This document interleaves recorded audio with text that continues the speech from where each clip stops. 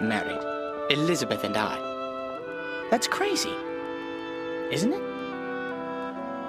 Meanwhile, Elizabeth was so mad at Mr. Darcy's rudeness that she became prejudiced against him. Then, she met George Wickham. I believe you are acquainted with Mr. Darcy. As much as I ever wished to be. What I could say... Darcy's behavior towards myself has been scandalous. Whatever do you mean?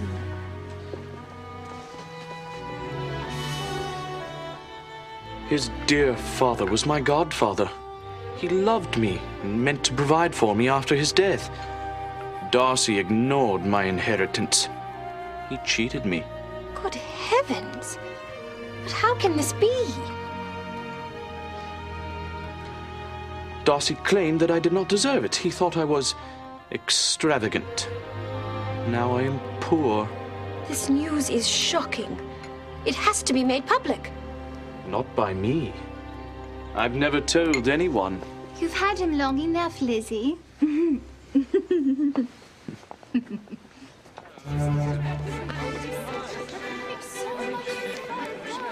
When Darcy and Elizabeth meet at the next ball, neither one knows what to believe. Darcy, I insist you dance with us. Bingley, you know I've got 4 left feet. Oh, all right.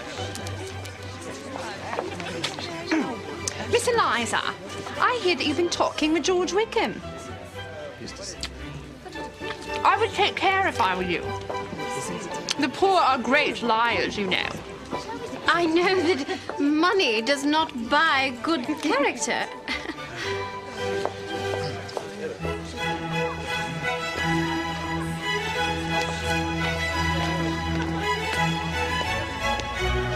It is a lovely ball.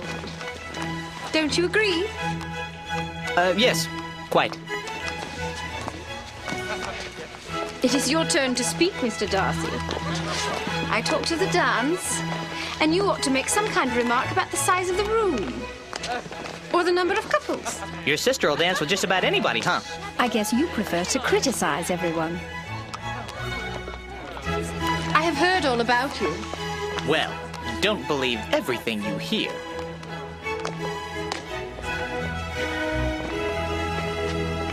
I can't believe you, David. Joe, this is getting out of hand. I thought you were my friend. Sam, what about you? You were spreading rumors about me to Joe. David, I was just telling him what I heard. Great, without asking me first?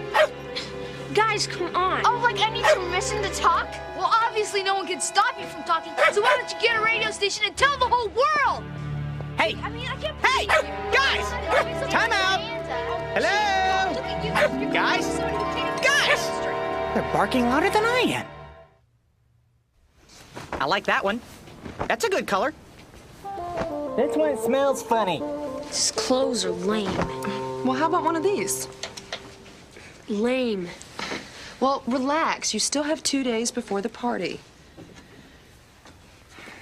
Boy, you can just feel the tension in here, can't you? Why don't you tell me what happened this afternoon? Mom, you wouldn't believe it. I've never seen Sam and David so mad before. They were just screaming at each other. Woo! Think how I feel. My ears are still ringing. Ugh. Oh, that sounds pretty bad. What do you think we should do? I don't know. I'm mad too. Thanks to them, what's the point of going to the dance? I agree. Let's skip it. Hey, who wants to play sock? Well, you know, if you let this go on too long, it's just going to be harder to fix. Yeah, I just don't want to choose sides. It's like our whole friendship is caught in the middle. Boy, oh boy. You said a mouthful, pal. You know, being caught in the middle is what happened to Bingley and Jane in Pride and Prejudice. Miss Bennet has such happy, easy manners, don't you think, Caroline? She smiles too much. Oh. And what of her mother and sisters? They have no fortune. That does not make her one jot less agreeable. Bingley, as unagreeable as it may be, it's time to give you the facts of life. We are rich society people.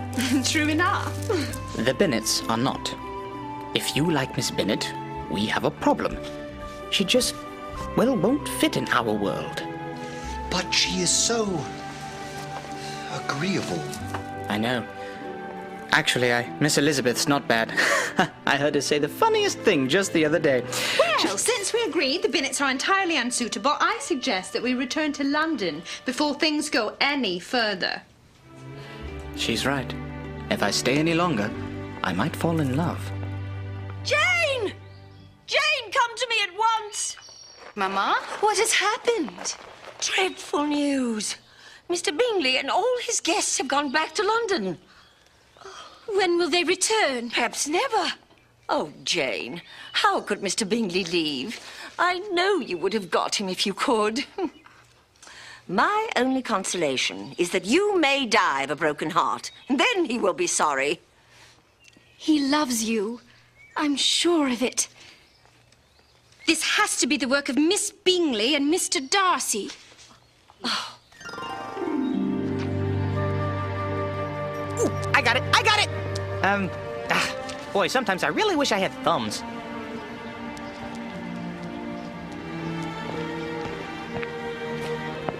Amanda, Nathaniel, wait up. Now we'll get to the bottom of these rumors and back to normal. Do you two have dates for the social tomorrow? No, and I especially didn't ask David. I don't know who started that. Excuse me? What's wrong with David? I heard that Samantha really wanted a date, but that she couldn't get one. Then Sam didn't ask you? No, I heard that you asked her out. What? I don't know who to believe. So Nathaniel thinks I'm desperate? Not exactly. That was just what he heard. Well, that's stupid. Yeah, I mean, we were all going together. But if you really want a date, I'll go with you. Oh, so you think I'm desperate too? Look, Joe, I don't want a date, okay? I'd take that as a no. Yep, a definite no. So much for trying to help. That communication thing is still not working quite right, Joe. It happens all the time. Mr. Darcy met Elizabeth again when she visited friends at Hunsford in the countryside. After spending more time together, Elizabeth thought she liked him, just a little bit. Darcy knew he should come clean about breaking up Jane and Bingley, but he never got around to it. Instead, he fell in love.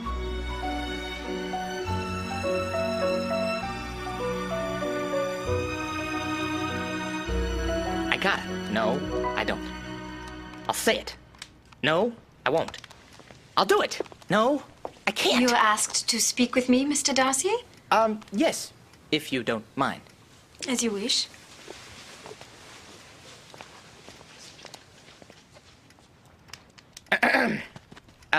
Miss Elizabeth. It must be said, I've struggled in vain. You must allow me to tell you how ardently I admire and love you. I don't know what I know. It's ridiculous for me, a Darcy, to love you, who have no fortune at all. Oh, but I do! Marry me. In this situation, I believe it is customary in polite society to express my obligation to you for the honor of your proposal. Kinda makes you feel like Cinderella, doesn't it? You don't have to... If I could feel gratitude, I would now thank you. But I cannot. Pardon? I have never desired your good opinion. I can only hope that my inferiority will assist you in recovering from my refusal. Good day, Mr. Darcy. Wait, no! It just came out wrong! Oh, great. Elizabeth, please, let me explain. Even had I loved you, do you think I could accept the man who has ruined the happiness of Jane, my most beloved sister? I can explain about that, too. You thought even Jane was not good enough. You cannot deny that you are the reason Mr. Bingley went away. Well, technically, but... Your true cruel character was revealed to me by Mr. Wickham.